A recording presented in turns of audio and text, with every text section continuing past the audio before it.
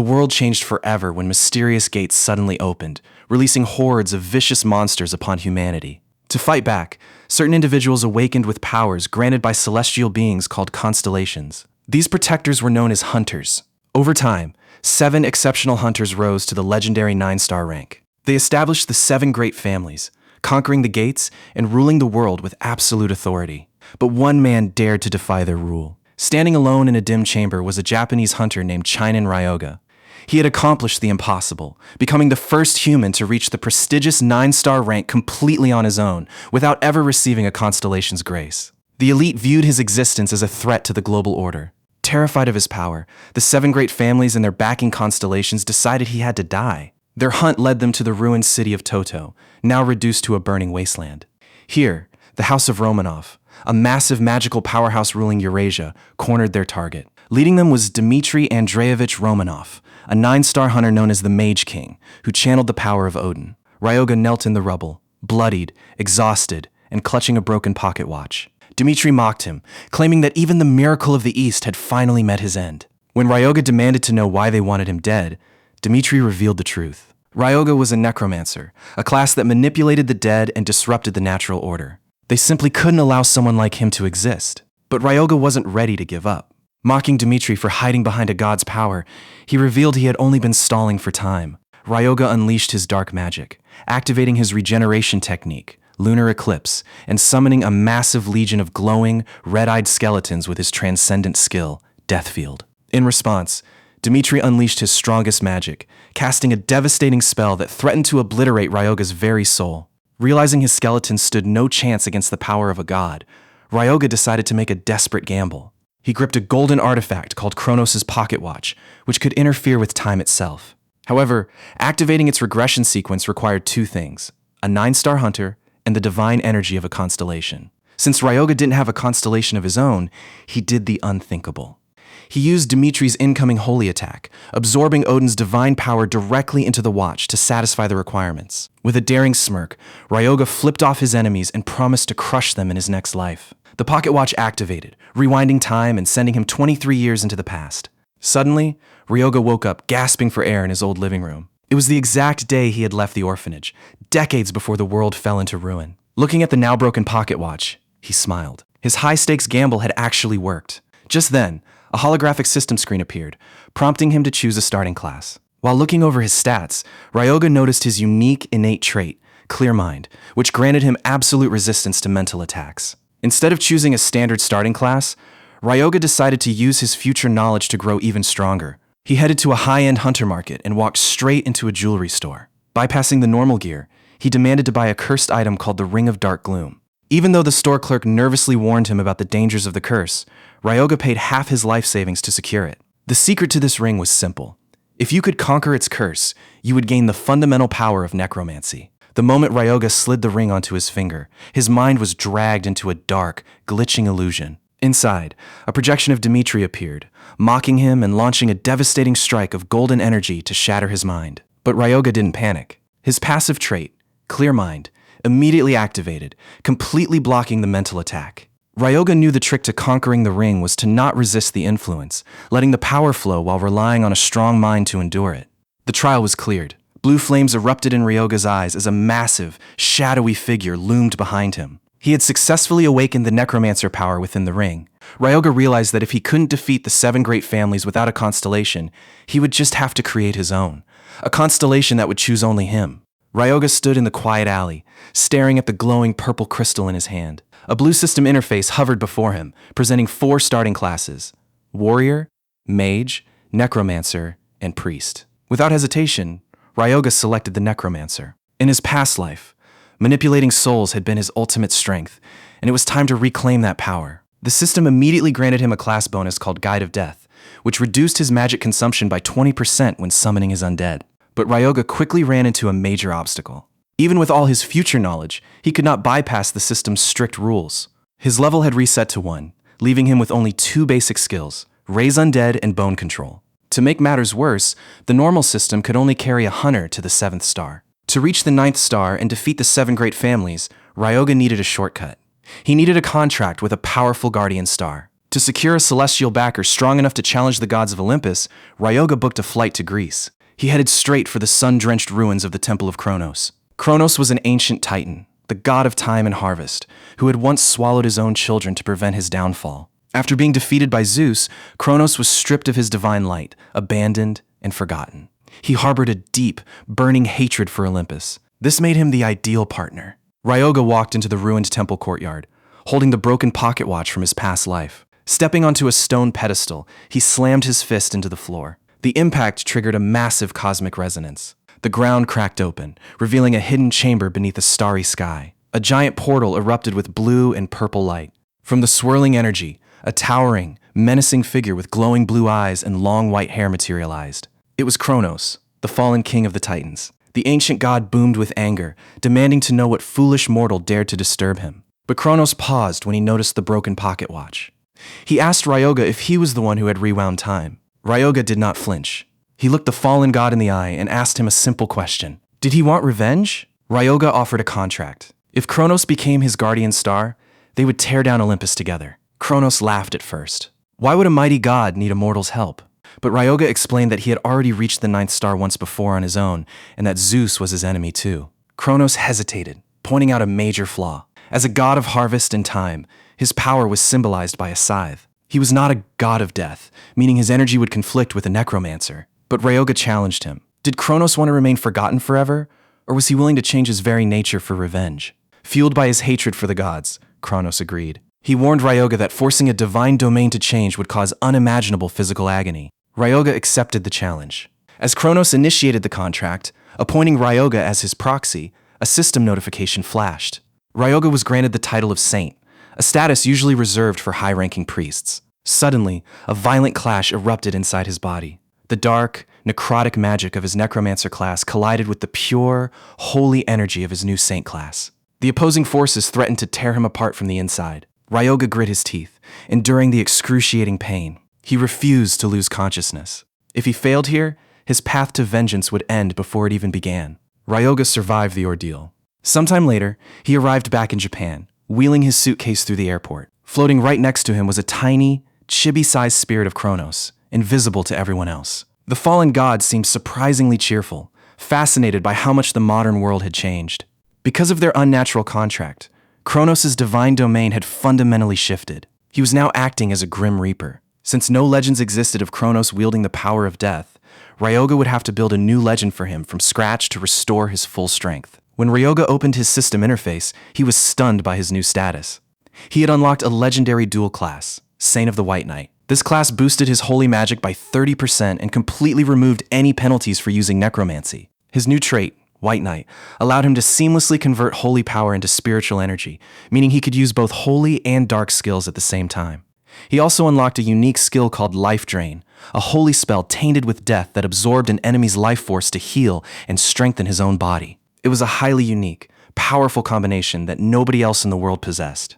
With Kronos laughing boastfully by his side, Ryoga knew what he had to do next. He needed to level up quickly and test his new abilities. His destination was an ancient gate, a portal leading to a dangerous, monster-filled forest known as the Ancient Garden. Confident in his unprecedented power, Ryoga headed toward the gate, ready to show the world what a holy necromancer could do. Ryoga arrived at the entrance of the Ancient Garden under a bright city sky. In this world, mysterious gates connect humanity to other dimensions.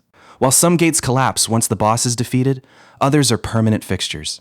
The Ancient Garden was one of these permanent gates, limited strictly to one-star hunters, making it a popular and safe training ground for rookies. Outside the glowing blue portal, a group of nervous rookies was busy organizing a party for their first run. Spotting Ryoga, standing by himself, one of them kindly invited him to join their group to ensure everyone's safety. But Ryoga calmly declined, stating he was fine on his own. The rookies began to whisper, worried about a seemingly brand new hunter entering a gate solo. One of the female hunters even aggressively dragged her teammate away, grumbling that they shouldn't waste time on someone who rejected their help. Ryoga just smirked. With his hidden power, going solo was the perfect way to test his newly acquired dual-class skills. Stepping through the portal, a system notification welcomed Ryoga to the Ancient Garden. The inside was a vibrant, sunlit forest of lush greenery and colorful wildflowers, though strange, glitch-like visual streaks ran through the air. The clearing was eerily silent. Ryoga knew from experience that an ambush was bound to happen. Right on cue, a hostile goblin lunged from the bushes, screaming aggressively with a dagger raised high. Ryoga reacted effortlessly. He grabbed the lunging goblin by the throat and activated his White Knight trait, seamlessly converting his spiritual magic into holy power. He then unleashed his unique spell, Life Drain. As the spell withered the goblin's vitality, a shocking system notification flashed before him.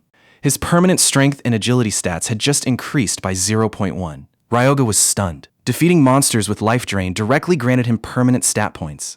Since a normal level up only gave 5 bonus points, killing just 25 goblins with this spell would equal an entire level's worth of stat growth. This gave him an incredibly efficient growth mechanism. Suddenly, a flash of light announced a level up. The miniature spirit of Kronos materialized behind Ryoga, laughing triumphantly and demanding that his contractor praise his divine greatness. Ryoga chuckled, willingly admitting that the god's blessing was indeed incredible. Turning his attention back to the battlefield, Ryoga looked down at the fresh goblin corpse. It was the perfect opportunity to test his primary class ability and raise his first minion. Channels of bright teal energy crackled around his arm as he cast Raise Undead. A decaying hand clawed its way out of the dirt, and a 1-star zombie goblin rose to its feet. Thanks to Ryoga's exceptional magic control, the zombie's completion level was remarkably high, boosting all of its base stats by 97.2%. Ryoga observed the creature with satisfaction, noting that a single high-quality zombie was more than capable of handling the grunt work in a 1-star dungeon. Soon, 3 more hostile goblins emerged from the forest. Ryoga decided to use them to test his minion's combat capabilities, commanding his new zombie to charge forward. The enemy goblin struck the zombie repeatedly, but because it was undead, it ignored the pain and kept fighting aggressively even when its vital points were pierced. While the battle raged, Ryoga used the distraction to cast Life Drain on the fallen enemies. He discovered that the spell allowed him to absorb vitality and gain permanent stats even from already dead corpses. Pleased with this discovery, Ryoga decided to speed up. Among necromancers, there is a well-known rule. As long as you manage to defeat and raise your first minion, the battle is already half won. While creating the very first undead is the hardest hurdle, the snowball effect makes everything much easier afterward. Ryoga systematically cleared the forest, raising 4 more high-completion zombies, each receiving massive stat boosts of over 97%. Surrounded by a growing squad of menacing, glowing-eyed undead, Ryoga confidently realized that necromancy really was the most effective way to fight. As they pushed deeper, Ryoga's small army easily overwhelmed the local monsters. Kronos floated nearby, jokingly complaining that Ryoga should fight with a bit more dignity instead of relying on a mob. Ryoga simply told the deity to get used to it, as this was the standard strategy of a necromancer. Shortly after, Ryoga received a notification stating he had reached his current maximum limit of 20 controlled undead. Suddenly, a flaming arrow shot out of the shadows. Ryoga quickly ordered his undead army to halt and called out to the hidden archer, demanding they stop hiding and show themselves. 3 heavily armored hunters stepped out from the dense foliage into the sunlit clearing. The group consisted of a serious, brown-haired young man, a concerned woman, and a blonde male hunter. They looked warily at Ryoga and his menacing undead horde, demanding to know who he was. While Kronos floated curiously beside him, the lead hunter studied Ryoga's face, suddenly recognizing him and whispering a specific name, the Twin Shadow Hunters. Ryoga's expression instantly darkened, his eyes glowing with an intense yellow light. Looking at the 3 individuals standing before him, he remembered them perfectly. In his past life, before his regression, these were the very same hunters who had attempted to assassinate him. Ryoga stood face to face with the 3 hunters. In his past life, 2 of them were fraternal twins named Yuma and Yuka Rendo. They would eventually become the legendary Twin Shadow Hunters, a pair of lethal assassins who had actually tried to kill Ryoga. Right now, though, they were just rookie 1-star hunters, accompanied by a 3rd teammate. Even the miniature god Kronos floated nearby, completely unimpressed by their lack of strength. Ryoga briefly thought about taking them out right here to prevent future headaches, but he quickly brushed the idea aside. After all, they were just mercenaries following a contract in his past life. There was no real personal grudge between them yet. Yuma cautiously asked Ryoga if he was the one controlling the glowing zombie goblin. When Ryoga calmly admitted it was his summon, the 3 rookies were visibly shaken. Necromancy was still a complete secret to the public in this era, making Ryoga's power look absolutely terrifying. But Ryoga knew exactly how to handle rookie hunters. He knew they were desperate for quick cash. So he made them a highly practical business offer. He proposed that they work as his baggage carriers to collect magic stones. Ryoga would handle all the dangerous combat, and they would split the profits, with Ryoga taking 80% and giving them 20%. The rookies quickly huddled together, whispering in disbelief. A solo hunter who could summon the undead and carried no gear seemed incredibly sketchy. Yet, Yuma pointed out a simple truth. If this mysterious summoner wanted them dead, they would already be corpses. Realizing they stood to make far more money by tagging along, they accepted the deal. But as they pushed deeper into the ancient garden, the gap in their power became painfully obvious. Within a few hours, the 3 rookies collapsed onto the grass, completely out of breath. Meanwhile, Ryoga was still effortlessly slicing through waves of goblins without breaking a sweat. Yuma watched in awe, realizing this was no ordinary rookie. While the rookies rested, Ryoga pulled up his status screen. In just 3 hours, his stats had jumped by over 200 points, making him as strong as a standard level 4 hunter. His life drain skill was proving to be an absolute cheat code for rapid growth. Feeling fully prepared, Ryoga decided it was time to hunt down the dungeon boss. Deep in the misty forest beneath a red moon, they finally located the boss chamber. Sitting on a stone throne was the goblin shaman, surrounded by an army of armored orcs and monsters. Spotting the intruders, the shaman pointed his staff and commanded his horde to attack. Ryoga immediately ordered his undead army to charge. A chaotic, bloody clash erupted in the forest. During the intense fighting, the monsters managed to destroy one of Ryoga's zombies, dropping his summon count to 19. But without missing a beat, Ryoga cast his magic and raised a fresh corpse right from the battlefield. His army was back to full capacity in an instant. The twins watched in utter shock. Ryoga was effortlessly replacing his fallen soldiers mid-combat, completely erasing the monster's numbers advantage. Realizing his forces were losing, the goblin shaman slammed his staff down to summon a totem of valor. A giant skull emerged from the ground, boosting the goblin's stats while debuffing Ryoga's forces. But Ryoga wasn't worried. With a calm smile, he stepped forward and easily shattered the totem, leaving the shaman furious. Desperate, the shaman unleashed his ultimate trump card. He activated the Curse of Madness. A violent red aura erupted as the spell boosted the strength and speed of every active goblin by 50%. The crazed monsters launched a brutal counterattack, rapidly tearing through Ryoga's undead army. Within moments, Ryoga's summon count plummeted from 19 down to just 8. Even as his army crumbled, Ryoga remained completely calm. He realized the source of the curse was the shaman's bone staff. Ryoga let out a cold smile. Using his necromancer ability, Bone Control, he channeled his magical energy directly into the weapon. Suddenly, the staff began to violently shake, ripping itself right out of the shaman's hands. The Curse of Madness was instantly broken. Due to the sudden magical backlash, the goblins fell into a weakened state, their stats dropping by 30%. Ryoga caught the skull staff, his eyes glowing with an intense blue light. Smiling menacingly at the trembling boss, Ryoga asked the shaman why he didn't try using his precious curse again. The shaman was in complete shock. The sudden disruption of his ultimate spell caused a massive backlash, weakening the surrounding goblins by 30%. Smiling coldly, Ryoga didn't give his enemy a chance to recover. He channeled his mana directly into the shaman's own bone staff. Because the weapon was filled with lingering grudges, it reacted instantly to his energy. With a swift, decisive strike, Ryoga turned the weapon against its owner and activated his life drain skill. The shaman collapsed, completely defeated. The victory brought a massive boost to Ryoga's stats, increasing his agility, strength, and mana. But as the energy flowed into him, Ryoga quickly stopped. He realized he was about to consume every last drop of the monster's blood. He needed that blood for his future plans. He carefully collected what was left in a small glass vial and put it away. With the boss dead, he told the Rendo twins and their companion to handle the cleanup and gather the remaining mana stones. Back in the city of Natsuhabara, the group turned heads as they carried massive bags of mana stones. The onlookers couldn't believe such a small team had gathered so much loot. Ryoga suggested selling the stones to a local merchant, but Yuma advised going to a reputable shop instead to get a fair price. When Ryoga joked about whether he could trust them, the rookies got incredibly defensive, making him laugh. They ended up splitting a massive profit of 6 million. Ryoga also kept the shaman's weapon, now identified as the Staff of Grudges. This rare cursed item boosted spiritual power and reduced mana costs. However, it was restricted to the priest class. Since ordinary priests couldn't control spiritual power, most hunters thought the staff was completely useless. But Ryoga was different. Because he was both a saint and a necromancer, he was the only person who could unlock its true potential. Ryoga offered to pay for it from his share, but Yuma refused. The rookie insisted they wouldn't have survived without him, letting Ryoga keep the staff for free. The next day, the group returned to the ancient garden. It didn't take long for the rookies to wear themselves out again. Once their bags were filled, Ryoga told them to head back and rest. After they left, Kronos asked why Ryoga was sending them away. Ryoga explained that he was heading deeper into the dungeon, to areas where he couldn't afford to have witnesses. Ryoga traveled to the misty northern region of the dungeon. Near a quiet stream, a pack of grotesque, red-eyed monsters called frogmen ambushed him. These creatures were much faster and stronger than normal goblins. They even cast a spell called Oil Shower to reduce physical damage. But Ryoga was prepared.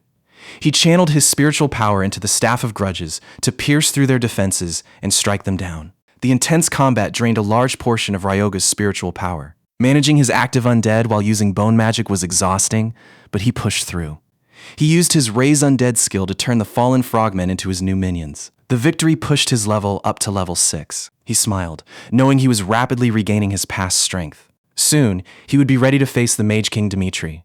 Pushing further into the northern ruins, Ryoga discovered a stone altar with a glowing cube. He set his new frogman minions to guard the perimeter. Then, he pulled out a green, heart-shaped item called a frogman's heart. He carefully dripped the shaman's blood he had saved earlier onto the heart.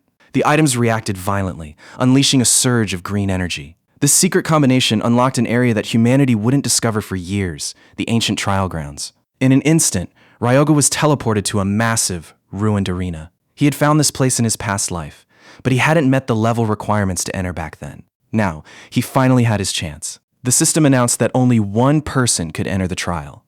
The ground began to shake. A massive, clawed foot stepped onto the stone floor. A towering dragonian with sharp horns and glowing blue eyes materialized before him. The system issued a final warning. Ryoga had exactly 10 minutes to survive the encounter against this powerful beast. The timer was ticking, and Ryoga was staring down a towering, blue-eyed dragonian guardian. This arena was the ancient trial grounds, a place built by the high-ranking constellations to test the absolute best hunters. To judge these trials, they deployed elite soldiers from the legendary Dragon Legion. But Ryoga didn't have time to admire the lore. He had exactly 10 minutes to survive, and his life was on the line. Floating nearby, Kronos couldn't help but mock him, joking that Ryoga wouldn't even last 10 seconds, and that it was time to start looking for a new saint. But Ryoga wasn't worried. He knew that even though this guardian belonged to an elite legion, the system had likely scaled its power down to match a 1-star rank. This was a fight he could win. As the massive beast charged forward, cracking the stone floor with every heavy step, Ryoga casually muttered about how enemies never let you finish transforming. Then, he activated his necromantic powers. Instead of fighting with what he had, Ryoga decided to modify his newly raised frogman summons on the fly. He forced his mana into the undead, transforming their basic corpse poison into a highly toxic plague blood, turning them into grotesque plague zombies. Kronos watched in absolute shock at how quickly Ryoga could adapt. What the god didn't know was that before his regression, Ryoga was a legendary 9-star necromancer. This was child's play to him. Ryoga's strategy was simple but deadly.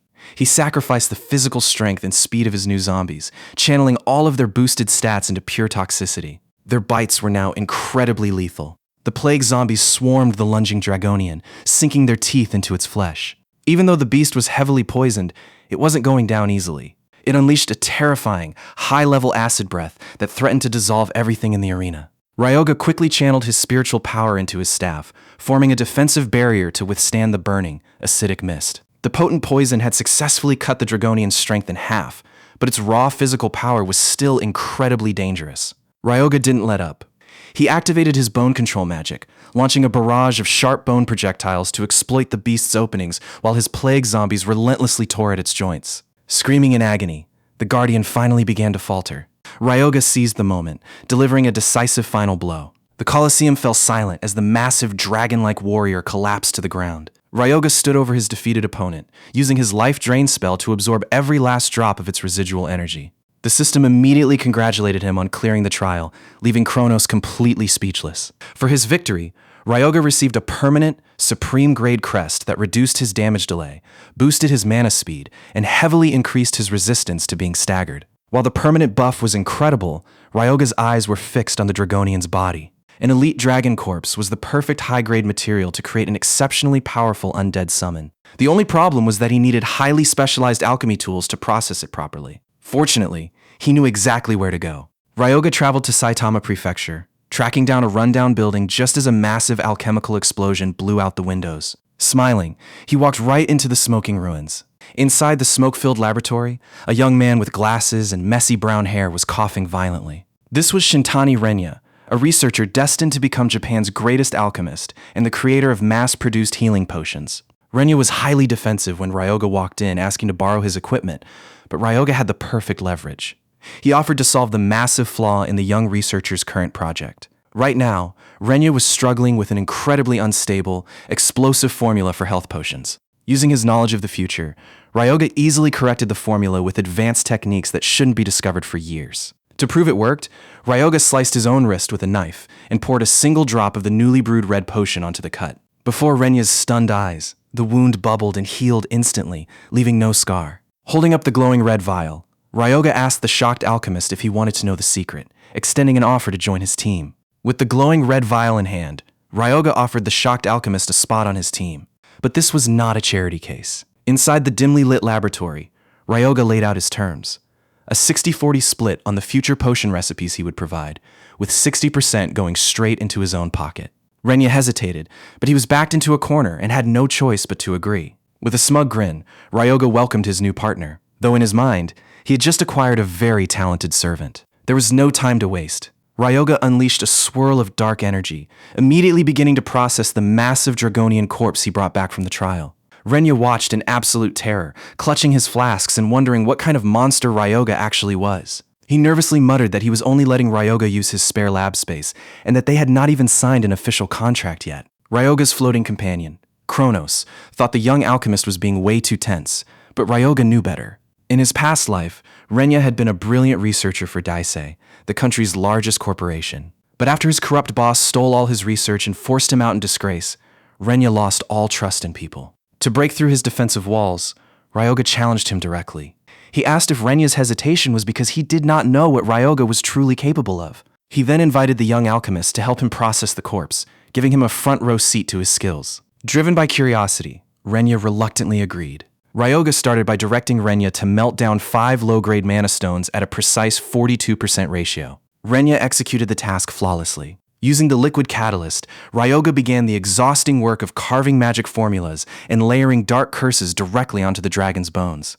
They repeated this grueling process for 3 straight days. When they finally finished, they had created a magnificent bone sword covered in glowing blue patterns and pulsing with dark purple energy. Renya was completely stunned. He realized that Ryoga, a mere 1-star hunter, had the terrifying ability to restart a corpse's heart using raw mana. Completely won over, Renya officially accepted the 60-40 deal. Now that he had a personal alchemist, Ryoga needed one last thing: a powerful soul to act as the core for his new undead dragon. After receiving confirmation of a recent payment, Ryoga contacted his group of rookie hunters for another highly profitable contract. They met near a misty border forest. The rookies were incredibly tense, but Ryoga calmly told them to relax. As they walked through the tall grass, the rookies warned him about the extreme dangers of this untamed wilderness. Ryoga simply smiled, replying that they were just there to visit an old acquaintance. Before they could say another word, a massive, muscular 2-star orc warrior crashed through the trees, wielding a heavy spear. One of the rookies, Yuma, immediately jumped in front,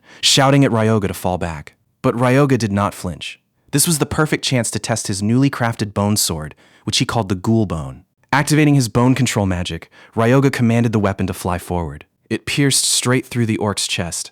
However, these monsters were incredibly tough, and the beast managed to survive the direct strike to its heart. The wounded orc roared in fury, swinging its massive weapon in a counterattack. Just in time, one of the rookies intercepted the blow with a glowing green magic shield, deflecting the impact. Appreciating the quick teamwork, Ryoga decided to end the fight. Instead of manipulating just one projectile, he unleashed his full power, controlling 3 processed bone weapons at the exact same time. The sharp blades tore through the orc, completely neutralizing the 2-star threat. The rookies stood in complete shock. They could not believe a 1-star hunter had just effortlessly taken down a high-tier 2-star monster. Ryoga told them to stop staring and keep moving, warning them that the real work was about to begin. A confused Yuma pointed out that Ryoga had claimed they were only here to pay respects to an acquaintance. Ryoga just smiled confidently, looking up at a massive, heavily fortified orc village built into the mountain slopes. He revealed that the powerful soul he needed to serve as the core of his dragon was waiting for them right inside that village. As they stood looking up at the massive mountain fortress, Yuma could not help but feel nervous. He looked over his shoulder and asked Ryoga if they were truly heading the right way. Ryoga just smiled. He raised his hand, summoning a massive, green glowing zombie, and calmly explained that their target was waiting directly inside that fortified orc settlement. Plus, he pointed out, they could easily make some serious money on the side during the raid. The rookies could only exchange nervous smiles at his absolute confidence. They pushed forward into the rainy forest, effortlessly clearing out any monsters that crossed their path. With every beast Ryoga took down, he absorbed a fraction of their strength and vitality. Before long, a system notification flashed in front of him, announcing that he had officially reached level 13. But his celebration was cut short. A new warning popped up on his holographic screen. It turned out that he had officially reached the limit for attributes he could steal from this specific monster race. From now on, hunting these creatures would grant him absolutely zero stat boosts. Ryoga stared at the screen with a calm sigh. He knew it would be far too overpowered if his stat-stealing growth mechanism was infinite, so he did not let it bother him. With the sun beginning to set, Ryoga decided they had farmed enough for the day and called off the hunt. The group set up camp in a small clearing. Ryoga was genuinely impressed by how prepared the rookies were. They proudly explained that this was already their third day diving together as a team. As night fell under a brilliant full moon, they gathered around the warm campfire. Ryoga informed the group that since his stats had increased so much, they would launch their direct assault on the orc settlement first thing in the morning. With their plan set, the exhausted rookies drifted off to sleep. Their summoned familiars playfully danced around the dying embers of the fire. But deep in the dark tree line, glowing eyes were watching them. Shadowy orcs were tracking their every move. Unable to sleep, Ryoga sat alone on a rocky cliff, staring up at the moon. Since his level had recently increased, he decided it was the perfect time to access his system's unlocked database. He entered the holographic library of knowledge, hoping to read high-tier necromancy grimoires. However, his path was instantly blocked by a strict system restriction. He needed to be at least level 45 to access the advanced contents. Ryoga was deeply annoyed. A legendary, former 9-star practitioner was being locked out and left to look at introductory guides. He was staring at a basic book titled, Become a Necromancer Today. Though he found it incredibly insulting, Ryoga reluctantly sat down to read it anyway. He was determined to find any small advantage he could get. His dedication paid off. As his eyes glowed, the system announced that he had successfully acquired 2 powerful new magical skills. The next morning, Yuma slowly opened his eyes, only to scream in absolute terror. Staring right down at his face was a massive, monstrous zombie clad in thick bone armor. Ryoga calmly told him to wake up while another rookie fell backward in shock. Yuma complained that they saw undead every single day, but he quickly noticed something was very different. Ryoga's summons were significantly larger and completely covered in dense bone plating. Ryoga admitted he had modified them slightly, introducing his 5 new creations, grade 2-star armored zombies. These new tanks boasted superhuman strength and incredible defensive endurance. This dramatic upgrade was made possible by the 2 basic skills Ryoga had unlocked the night before. The first was bone armor, which allowed him to transform skeletal elements into wearable defense. The second was squirming flesh, a skill that let him directly manipulate a corpse's muscle tissue. With his upgraded vanguard ready to lead the charge, Ryoga declared it was time to march on the orc settlement. Under a dramatic, fiery sunset, the 4 human adventurers approached the fortified wooden walls of the orc camp, flanked by the towering armored zombies. It did not take long for an orc sentry to spot them. The creature let out an aggressive roar, alerting the entire village. Within seconds, a massive wave of armed orc warriors charged out to meet them. As the chaotic battle erupted, Ryoga calmly stepped forward, telling the nervous rookies to stop panicking. Orc archers released a volley of glowing, high-velocity arrows toward the party. The rookies coordinated their defense flawlessly. One raised a glowing shield to block the oncoming projectiles, while another fired a flaming bolt from his crossbow to strike back at the charging horde. Then, the real heavy hitters clashed. Ryoga's armored zombies slammed head-on into the orc vanguard, unleashing a massive shockwave of blue magical energy that tore through the battlefield. Standing safely behind them, Ryoga smiled confidently. Kronos floated right beside him, agreeing that these newly acquired basic skills were incredibly useful. The charging orcs were completely terrified by the dominant summons, but the battle remained highly intense. During the chaotic melee, an orc managed to land a heavy blow on one of Ryoga's summons, cracking its bone plating and reducing its defense. Ryoga reacted instantly. He cast his new bone armor skill, immediately repairing the damaged plating. At the same time, he activated squirming flesh. A grotesque mass of muscle fibers erupted from the ground, wrapping tightly around the limbs of the advancing orcs. Yuma watched in absolute awe as Ryoga utilized the zombie's own flesh to completely bind and restrict the enemy horde. The rookies quickly realized that Ryoga's tactical mastery was on an entirely different level. But suddenly, the earth began to tremble. A massive, muscular orc boss, the chieftain, stepped onto the battlefield, roaring in absolute rage. Glowing orange cracks pulsed across his body as he entered a state of berserk fury, actively evolving into a highly dangerous special variant. Ryoga simply smirked with absolute confidence, muttering that he was finally getting tired of waiting. The mutated orc chieftain let out an earth-shaking roar and charged.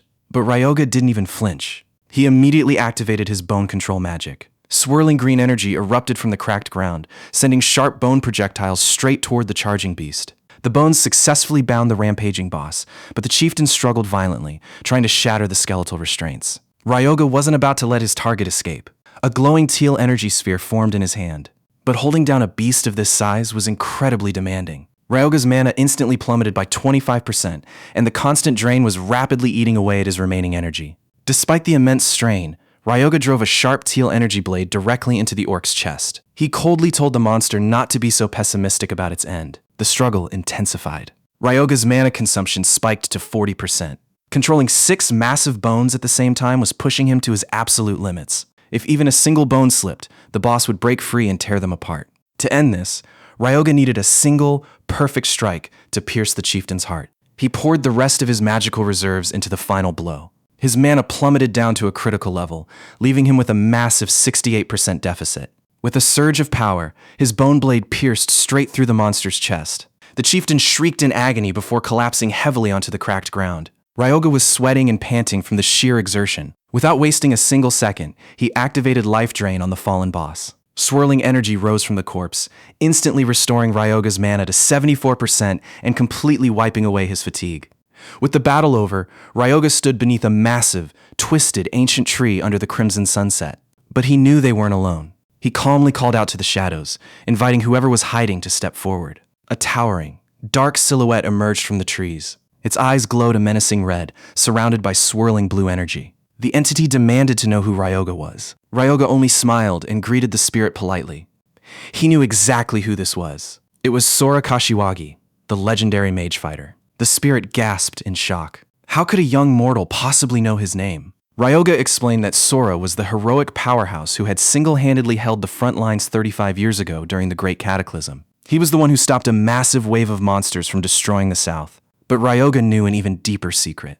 In his past life, before he regressed back in time, the two of them had fought side by side as summoner and undead. Ryoga could never forget him. Hearing this, Sora felt a sense of peace, realizing his death hadn't been completely meaningless. But Ryoga had to deliver a bitter truth. Not every hero's name made it into the history books. Ryoga asked Sora if he remembered Naruhito Byakugo, the sub-master of the Aragiri Guild. Ryoga then revealed the dark conspiracy of that tragic day. When the monster wave hit, Byakugo deliberately ignored Sora's requests for backup. He left Sora's vanguard isolated, using them as bait so the main force of the guild could escape safely through the northern gate. Byakugo had even mocked the dying vanguard over the radio, boasting that their sacrifice would make his guild look like legendary heroes. Sora's walkie-talkie was crushed as he was overrun and killed by the monsters while desperately trying to save evacuating civilians. After the disaster, Byakugo claimed all the glory for himself, while every record of Sora's heroic sacrifice was completely wiped from history. Ryoga looked at the grieving spirit, pointing out how tragic it was to have your legacy stolen. He told Sora that if it were him, he would rise from the grave to get revenge. The red-eyed spirit grew impatient, demanding Ryoga get to the point. Ryoga smiled and pulled out a contract. He offered the legendary mage fighter a deal: sign the pact, become his ultimate undead summon, and finally claim the vengeance he deserved. Ryoga stood in the dim forest, channeling a dense swirl of cyan magic. He assured the legendary spirit that he had already prepared the perfect vessel to house his soul. Sora looked down at the young hunter in silence. He admitted that as a formless spirit, revenge had never actually crossed his mind. But he agreed to the contract on one absolute condition. Ryoga could do whatever he wanted with his soul, but Sora would never harm an innocent person. Ryoga smiled. This was the exact same condition Sora had set in his past life. It proved the hero's heart hadn't changed at all. Ryoga readily accepted the terms, and the soul-binding process began. He guided Sora's spirit straight into the processed Dragonian corpse. In his past life, Ryoga was forced to house Sora in a basic skeleton knight before slowly upgrading him. He had always wondered how much stronger the hero would have been with a high-tier vessel from the very start. Floating nearby, Kronos watched in awe and praised the creation as an absolute masterpiece. Sora successfully opened his eyes inside the towering, muscular body of an eldritch dragon. He realized Ryoga had prepared this legendary beast specifically for his arrival. The system interface popped up, displaying Sora's incredible new stats. He was now a 3-star eldritch dragon with over 200 points in both strength and magic. Best of all, this unique undead could grow even stronger as his soul developed. Ryoga was ecstatic to see that Sora's passive trait, Magic Fighter, had successfully carried over. This was a massive advantage he never had when Sora was restricted to a skeletal body. Ryoga asked his new summon how the body felt. Sora stretched his massive, scaled arms. He noted that it felt quite good, even if it was a minor step down from when he was alive. Ryoga explained that the vessel was currently incomplete, since he had only copied the concept of an eldritch dragon using curse formulas. Still, it was a superior starting point. As they prepared to leave, Sora hesitated. He pointed out that he was currently walking around completely naked. After a brief discussion about names, they settled on Fafnir. The newly christened summon quickly tore a large piece of brown fabric to wrap around his waist. Ryoga could only sweat drop, realizing this practical, slightly eccentric personality was exactly who the hero had always been. Back at the laboratory, Renya was working diligently. Suddenly, the massive Dragonian corpse he had been helping soak in solution sat straight up. The brilliant alchemist panicked in sheer shock as the giant beast began to move. But Renya's scientific curiosity quickly took over, and he tried to inspect the creature. Fafnir looked annoyed and asked Ryoga if he was allowed to punch him. Ryoga chuckled and told him no, reminding him that Renya was their partner. With the rookies heading back to Tokyo to organize their loot, Ryoga decided to process the orc chieftain's corpse. Renya was sweating and exhausted from mixing herbs earlier, but his curiosity kept him watching. Ryoga activated flesh separation on the massive boss. Kronos asked if he was planning to make even more undead.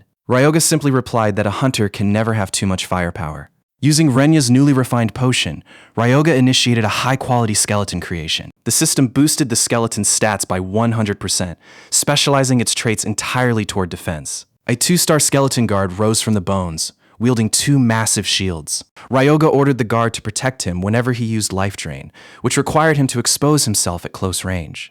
Renya watched in awe, realizing Ryoga wasn't just raising mindless monsters, but was planning their long-term tactical roles. Preparing to leave the lab, Ryoga placed the skeleton guard in Renya's care. He mentioned he had an urgent errand to run. Renya was surprised and asked where he was going so late. Ryoga casually explained that since his level went up, the system notified him to report to the Pantheon to receive his new divine spells. Renya froze. His face contorted in sheer panic as he demanded to know what Ryoga meant. Just then, a holy skeleton wearing a glowing halo manifested right behind Ryoga. Renya screamed in absolute disbelief, finally realizing that his dark, necromancer partner was actually a priest.